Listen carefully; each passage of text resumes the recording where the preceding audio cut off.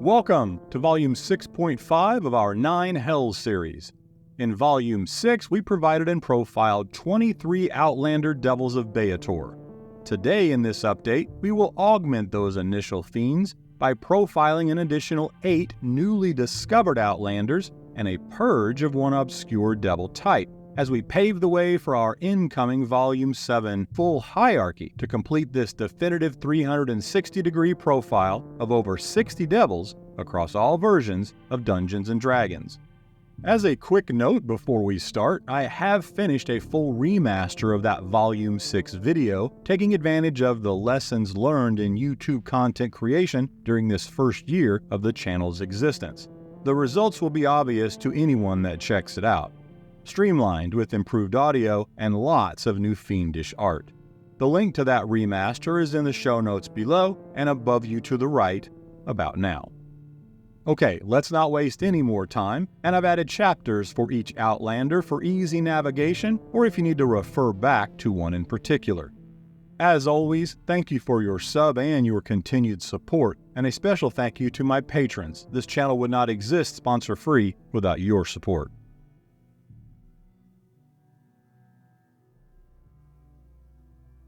We start our profiling today not with an addition, but a subtraction. If you followed the 9 Hells series at all, then you're likely well aware of my stance that absence of evidence is not evidence of absence.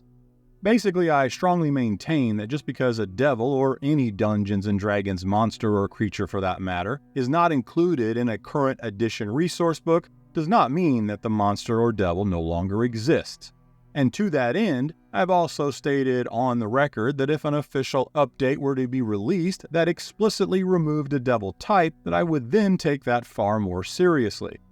Well, we start this Outlander update with what is at least a quasi-example of the latter taking place, coming in the form of the Horn Beast Devil. A fiend not to be confused with the 3rd edition monster also called the Horn Beast, which is a magical non-devil creature from the Tome of Magic 3E resource book. The Horn Devil is, or was, a pretty obscure fiend that was present prior to the 5th edition release of Mordenkainen's Presents the Monsters of the Multiverse. With that book's introduction, we're given an update to the exiled archdevil Geryon. Geryon's most prized possession is the Horn of the Bull. As the story goes, the Horn would summon up to 20 Minotaurs to do his bidding and fight until death. However, once he was exiled from Hell, his power was diminished, along with that of his artifact Horn, in that it now summoned the extinct amalgamations of both Tanar'ri and Batazu, called the Horn Beast Devils. These were very similar to Minotaurs. They would wield great axes, charge with their horns, and when they were slain, they would explode in a deathly inferno. What I really liked about this pre-update lore were the myriad of theories espoused about these demon-devil hybrids, each opening up its own path of knowledge and discovery. Some sages claimed the Horn enslaved and dominated some of Baphomet's own minions, creating a plausible explanation for a devil being able to summon demonic beasts.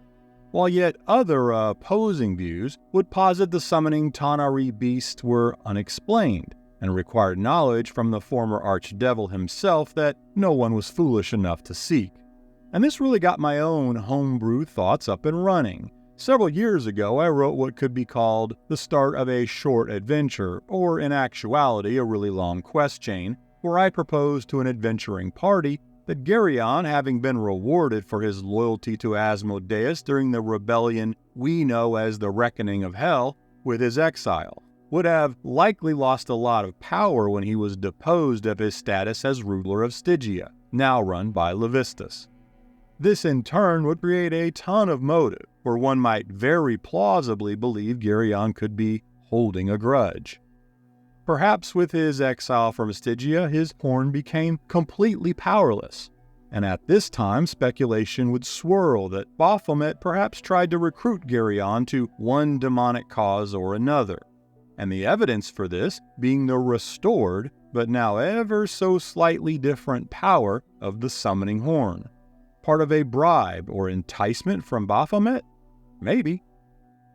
Complete non-canon theory on my part, but I now think I'd like to revisit that adventure and update it for my patrons as another adventure pack. Let me know if that's something you'd like to see.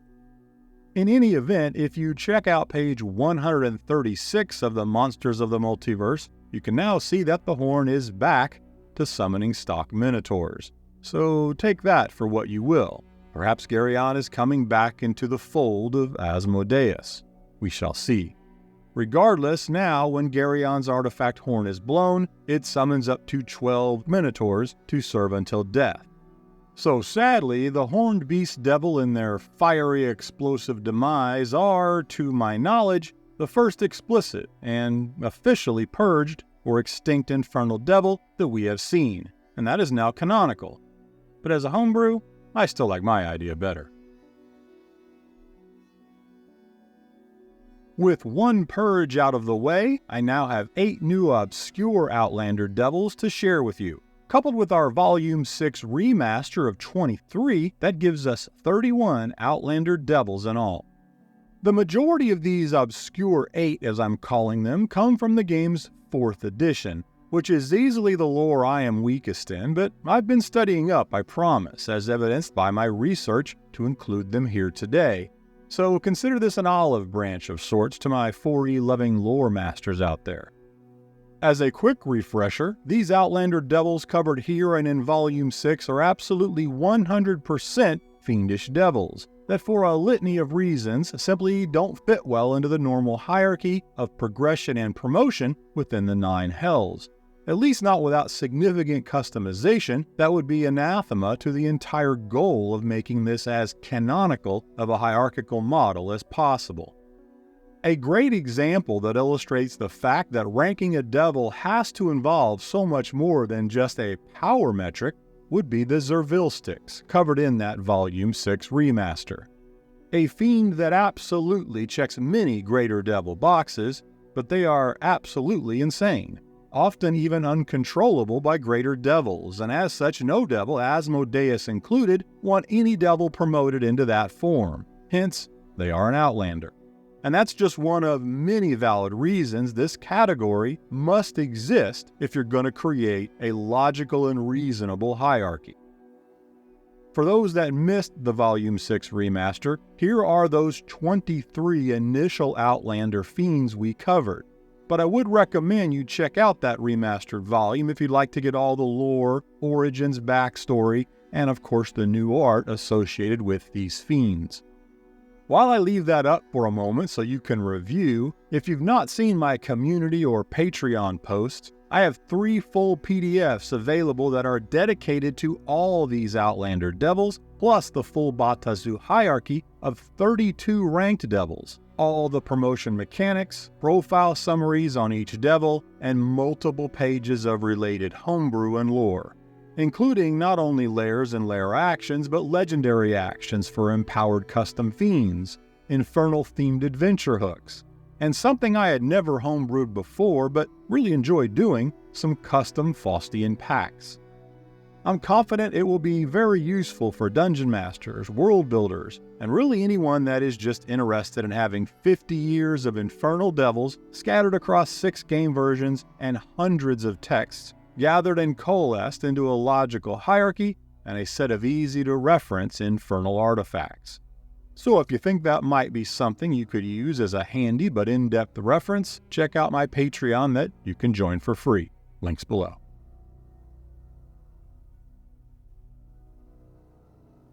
We will start our update with the first of 3 fiends that all share a few things in common. First, they are all sourced from the 4th edition Neverwinter Nights campaign setting resource book, and each have lore that is tied to their use by the various cultists of Ashmedai when upon the mortal plane. The Ashmedai is a fiendish cult dedicated to the worship of Asmodeus, and it's based in Neverwinter. This cult also goes by the Messengers of the Raging Fiend. When not in service to this cult or involved in the Blood War, each of these devils can be found roaming almost exclusively on Avernus. While the cult itself is pretty interesting and worthy of future coverage, the Seared Devil has to be among the worst possible forms in which to spend your afterlife. I mean, seriously, I think I might at least consider the Lemure, as bad as that is, over spending my eternity as this tormented fiend. As a level 3 4th edition fiend, the Seared Devil appears to be intended as a more substantial creature than the insults that are the Lemure and Nuparibo Least Devils. Yet this devil still exists as nothing more than a charred, flaming humanoid who is resistant to fire, yet is in constant agony from his own immolated form.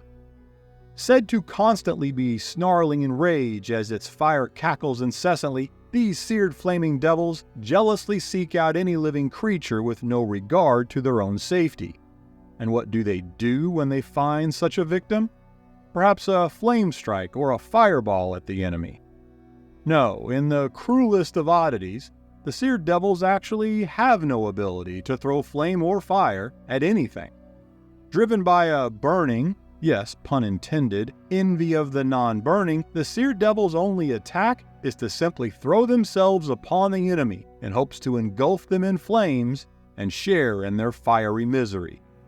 In fact, the only interesting mechanic they have is a cloud of ash that's created upon impact with a victim, said to also choke the enemy with the fiend's own stench as a form of bile fills the target's throats.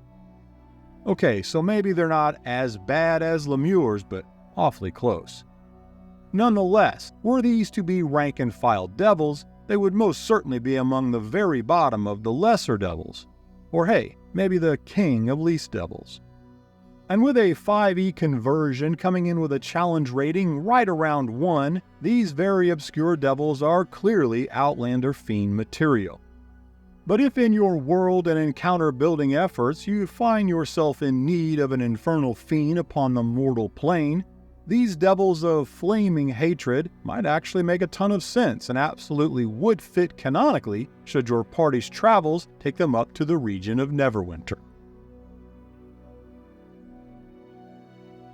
Sticking with the Neverwinter Nights campaign setting, along with their appearance in the 4e Monster Vault, Threat to the Nintir Vale, we have another very obscure fiend with some interesting in-game lore and some real-world drama as part of its backstory. The Tar Devil lore is rife with retcon, as initially they were mostly associated and tied to an evil mercenary band called the Iron Circle, who by making dark pacts with various archdevils of the Nine Hells were able to conjure these Tar Devils into their service. That is all well and good until you realize that this lore and backstory is tied to the Nintir Vale, which for those who are not aware is part of the world of Nereth, which for those who are not aware existed in Wizards' horribly ill-conceived and utterly failed attempt to erase in fact, the Forgotten Realms with their 4e Points of Light campaign setting, which, oh by the way, was done, in my opinion, for no other reason than to purge established connections with creators like Ed Greenwood and other vestiges of D&D's esteemed past. It is a complicated and involved story of, again in my opinion, company executives making business-only decisions for greed and greed alone. Talk about bad metagaming at the table, but that's a rabbit hole for another day. Regardless, Nereth and the entirety of that Points of Light setting is, for all intents and purposes, dead, buried, and thankfully forgotten. But it is in the history books of our game, so I thought you might find it interesting. From a DM or world-building perspective, it's best to just tie this devil's lore to the same Ashmedai cult in Neverwinter as the Seared Devil. And so using that lore basis and retcon, let's quickly profile the Tar Devil. With its violet-gray skin, broken, rusted, or even lacking armor, these riff-raff humanoid soldier devils constantly secrete a viscous, sticky black tar, as their name might suggest. With devilish horns and lizard-like tails, their appearance reflects a fusion of the reptilian and the infernal. Plus, well, tar. Their tar-covered bodies can provide some creative mechanics such as hurling gobs of the hot sticky substance as well as tar-covered nets to slow their enemies, and they generally prefer to attack at range, at least in the opening salvos of any combat encounter. As level 3 4th edition devils, the Tar Devil are on par in terms of power with the Seared Devil, but they certainly offer more utility of roles, as they often serve the Nine Hells as low-ranked guards, trackers, and infernal infantry in the Blood War, all when not in service of the Ashmedai. However, these fiends too would still come into a 5e conversion around challenge rating 1, maybe CR2 given they do have a few variants, such as the Harrier, the Brawler, and the Guard. So while any higher-ranked devil would certainly prefer to utilize these fiends over, say, the Seared Devils, you would never see these low-ranked devils under the command of a Pit Fiend or other greater devil, instead finding these expendable foot soldiers usually led by Hamachulas and their ilk. Indeed, if you're commanding a company of Tar Devils, you probably are in the doghouse of some greater infernal power, and likely either were just recently demoted or are about to be.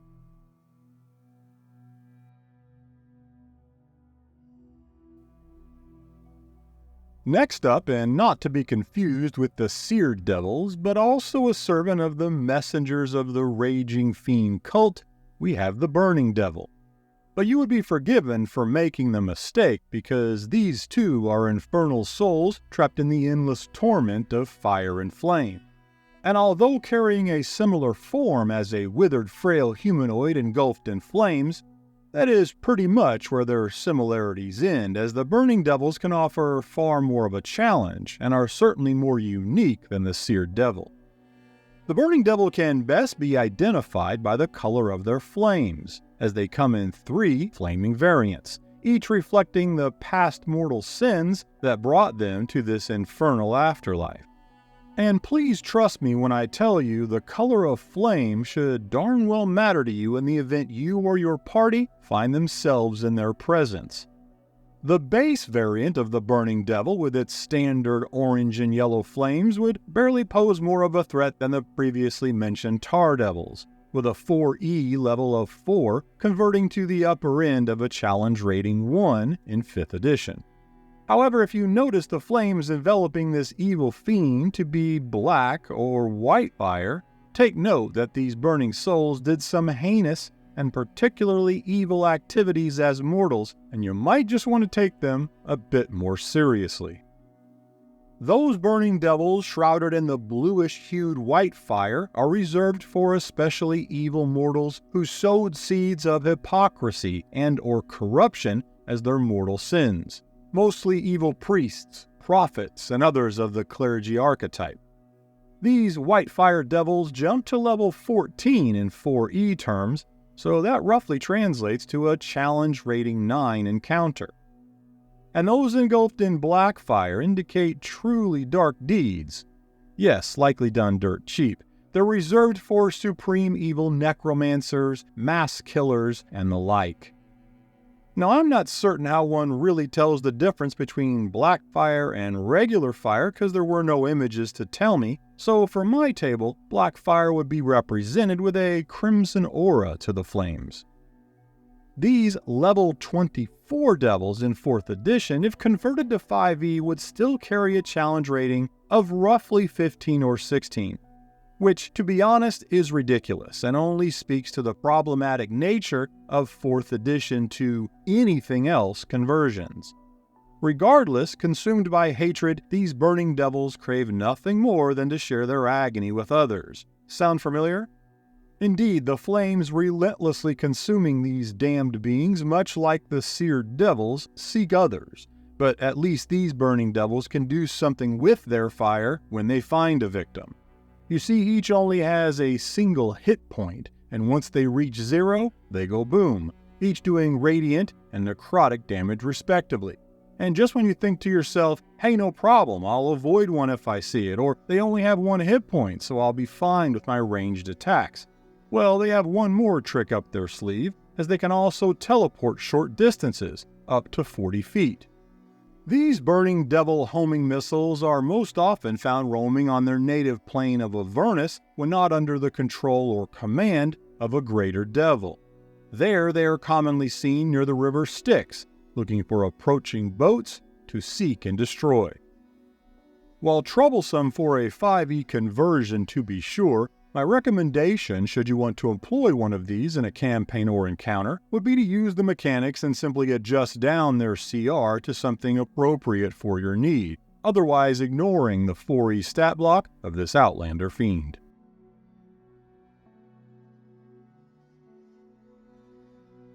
We can now finally step away from the fiendish cults of Neverwinter and talk about the Soulrider Devil, a fiend that will contend for the spot of most obscure on our list today. I stumbled upon this 4th edition devil in Dragon Magazine number 370, where there is very little information and not a single piece of official art, so mine will just have to do. But here is what I can tell you. The Soulrider Devils are parasitic entities that travel mostly unseen upon the material plane in order to seek out and covertly attach themselves to humanoid hosts. Typically found anywhere large groups of humanoids dwell, the Soulrider Devil prefers the Drow and Eladrin races if given the choice, but in a pinch, any old human or dwarf will still do. Once they attach to their victim, the Soulriders drain their host's life force in order to empower their attacks. If the host should die, the devils simply detach and seek new victims. When possessing a host, they are able to utilize the victim's full complement of spells and abilities, during which time the host actually remains aware, but can rarely resist the domination. Without a host, the Soulrider is a feeble, near-powerless devil who relies on a weak set of claws to defend itself if given no alternative, but they will never look to engage when not attached to a host. Soulrider Devils serve as infiltrators and manipulators, striking me as very similar to the Mezzakim I covered in the Volume 6 remaster. I think they are just different enough to be worthy of consideration in an adventure. For one, they offer a wide range of encounter challenge difficulties simply based on the power of the host they take over. Additionally, they can present a major turn in a battle, as there is nothing preventing a greater devil from commanding a Soulrider to possess a high-level host, then put that victim in harm's way. These Outlander fiends should certainly be used with caution, but could also prove useful in world building and some combination of fun and infuriating to an adventuring party.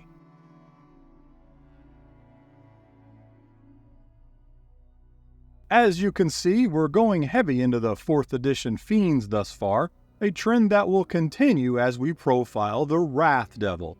Coming from the 4th edition Book of Vile Darkness, this 4e fiend is listed as a level 13, so roughly a strong CR 7 or possibly a challenge rating 8 devil if we were to bring it over in a 5e conversion.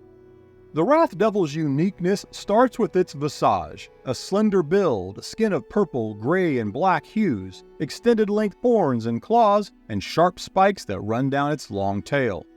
But while it may look like a fearsome melee combatant, this is an action of last resort to the Wrath Devil, for these fiends excel in the act of exploitation. Wrath Devils specialize in exploiting mortal anger. They have a form of charm called Compel Anger that they will use to amplify emotional rage in their victim, which dominates them into turning on their allies. This Compel Anger is their signature corruption method, and they most often will do this out of sight as they always look to avoid direct combat engagement, far preferring to turn foes against one another unseen and from afar. An important role-playing tip for any DMs interested in running a Wrath Devil. For such a high-level fiend, the Wrath Devil is a bit of a one-trick pony. This corruption power they possess can only be truly effective if, when role-playing the fiend, you use an encounter tactic that best ensures the party is not actively aware that the afflicted party member has been corrupted by this fiend. The Wrath Devil has a single go-to strategy, that is to incite rage and violence on their target while being completely out of sight or otherwise acting as though it has nothing to do with the chaos that is unfolding. These fiends spend the majority of their time in the mortal realm, only entering the hells to deliver souls to their masters. As such, they lack a normal hierarchical role.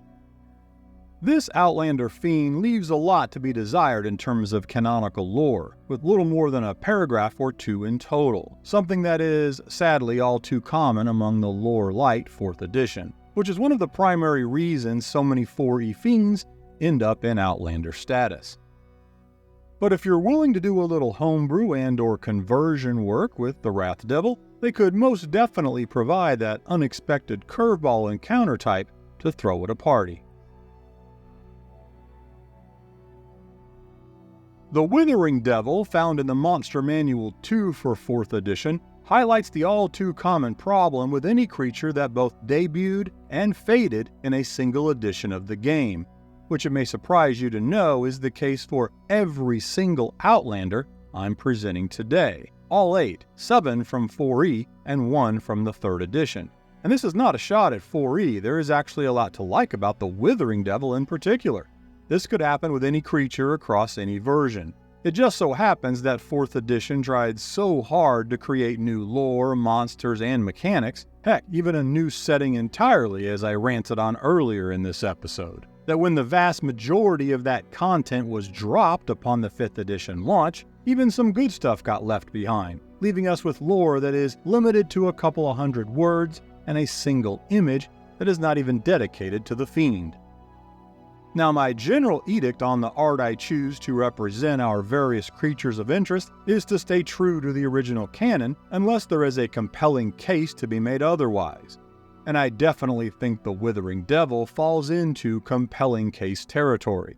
So choosing to look at this with a glass-half-full attitude, this presents an opportunity to take some artistic license with the fiend, which I have done here. And I personally think it's a huge improvement, but your mileage may vary, so feel free to comment down below. Regardless of their visuals, the Withering Devils are an insidious type of Batazu whose sole purpose is to spread misery, depression, and apathy among mortals. Their very existence is a blight that causes famines, plagues, and strife wherever they tread. These vile fiends have a hideous appearance that is revolting to mortals. To avoid detection, they carefully disguise themselves under hooded cloaks, using magic or simply lurking in darkness to conceal their true forms. Some develop incredible skill at impersonating other humanoid races through disguise, trickery, or infernal magic. Like most fiends of Baator, the Withering Devil seeks to continuously harvest souls for the 9 hells, and they do so by sapping the emotional vitality and will to live from those they encounter. They often wield staves of weariness that can drain emotional energy from their victims, and their gaze alone is enough to instill a sense of soul-crushing apathy in mortals. Their powers of temptation and trickery cause individuals and groups to simply stop caring about each other, about their duties, or even their own well-being. Though Withering Devils may temporarily cooperate with those who share similar goals of death and decay, they feel no true allegiance. They will readily abandon any allies if the situation turns against them in their single-minded pursuit of harvesting apathetic souls. The Withering Devil existed in 4th edition as a level 14 fiend, so converting them to the modern game would put them in the CR 8 or 9 range, on par with the Orthon and other devils near the top of the lesser devil ranks. The truth is, I was actually pretty tempted to place these in the full rank and file hierarchy. I think they are unique enough to be deserving, and for my own personal world building, I will likely put them down as a rank and file devil. But doing so requires I create a lot of homebrew, backstory, and lore, and of course do the full 5e conversion, which for a hierarchy that I want to share with others presents a whole host of problems. But for those adventurous and patient dungeon masters and world builders out there, the Withering Devil is, in my own estimation, one of the top 5 Outlander Devils you might at least consider putting some work in to convert and complete into a modern-day fiend.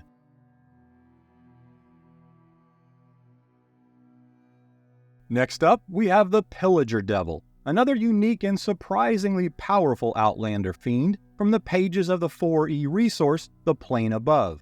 This crimson melee combat-first insectoid devil suffers from the same plight of many 4E devils, in that it is really held back by the undercurrent that is a lack of comprehensive lore. I am continually amazed at how many 4th edition devils were introduced to us with so little of the backstory and lore that serve as the bedrock and connective tissue that ties them into the game's universe. While you can possibly overlook such omissions on lower-level creatures intended to be nothing more than fodder, such as the Seared devils, it is especially egregious when the intent is to create a high-level fiend or monster. Such is the case with the Pillager Devil, where we have been provided exactly 121 words of lore in which to introduce a brand new level 25 fiend. Yes, I counted them. For context on just how little that is, that's 57 words less than the 178 words I just shared with you on this fiend. It would be amazing if it weren't so bewildering.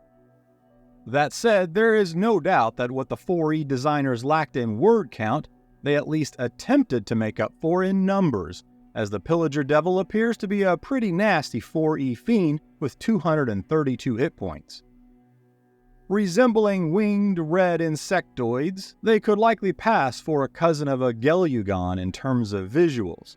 Pillager Devils are vicious, mantis-like fiends that scour the plains to collect or even steal mortal souls.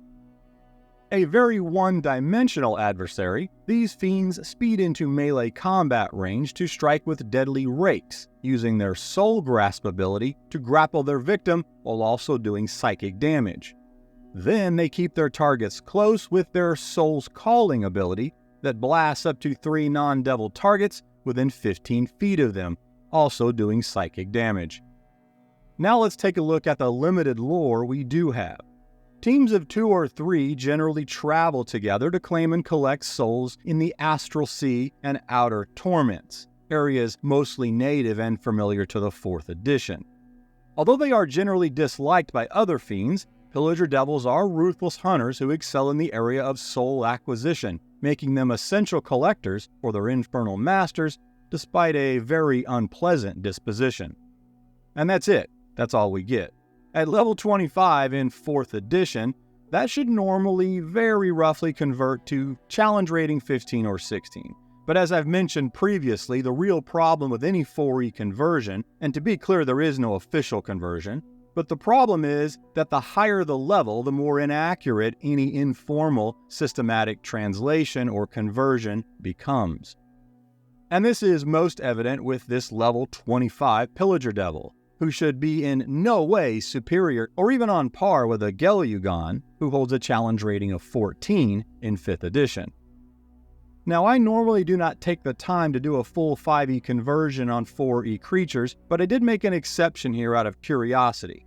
And the result of my research on this particular, and really all these 4E fiends, has sparked my interest to begin the process of creating my own informal system, really more a rule of thumb at this point. And that starts with abandoning any actual conversion when the target creature is higher than a 4th edition level of approximately 12. At that point, I begin to use the Create a Monster rules in the 5e Dungeon Master Guide. Using that type of a system, the result was able to place this Pillager Devil from level 25 in 4th edition to a challenge rating of 10 or 11, which is far more palatable.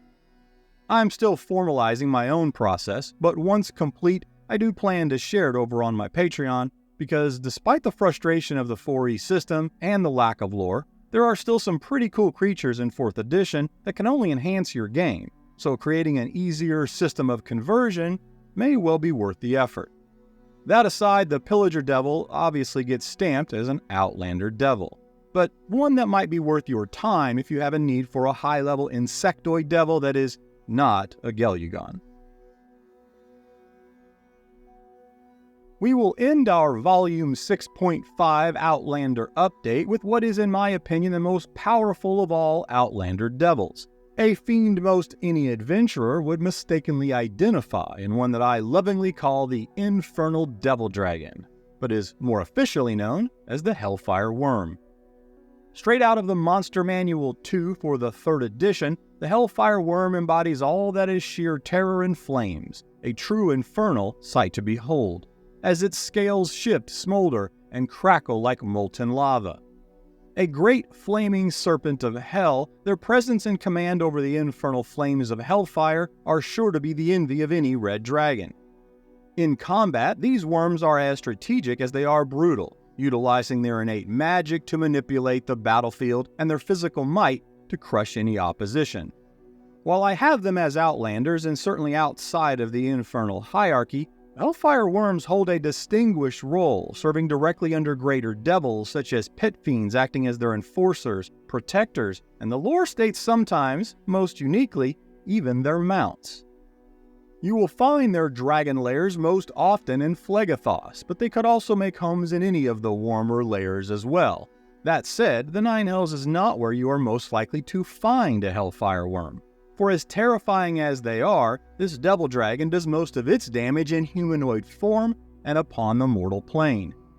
Able to take the form of a tiefling at will, the worm becomes a draconic agent of the Nine Hells, serving their infernal duties as sinister diplomats and spies for their archdevil masters.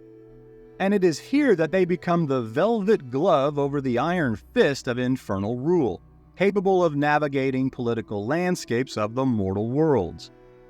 In a departure from the norm and speaking volumes for their status among archdevils, the Hellfire Wyrm's primary role is not to collect souls, but to establish lawful evil cults, broker pacts with powerful mortals, and destabilize regions to create a ripe environment for expanded infernal influence. In their highly secretive tiefling form, this draconic fiend is supremely adept at gathering intelligence and using their charm and wit to extract and secure information, gain power, and insidiously spread discord, all used to manipulate political outcomes in favor of the Nine Hells. Many Hellfire Wyrms command much respect even from the archdevils that place a tremendous amount of latitude in all of their dealings, trusted to act as their eyes and ears in the realms where direct intervention by the Lords of Beator would be too conspicuous. Through a combination of intimidation, intelligence, and manipulation, they erode the foundations of mortal governance, working to replace it with a system that covertly favors the ascent of a particular infernal agenda. As important as their role is, the Hellfire Wyrm does have one weakness.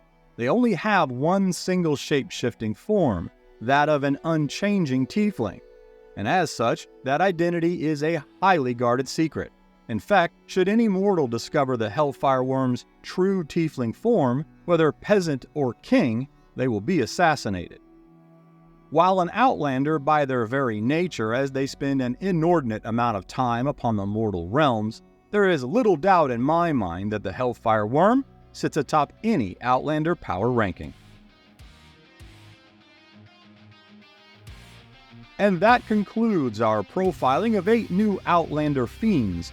This, combined with the 23 fiends in the Volume 6 remaster, now gives us 31 Outlander Devils in total, and clears the way for Volume 7, where I will present the definitive hierarchy of another set of 32 Devils, the rank-and-file fiends of the Nine Hells.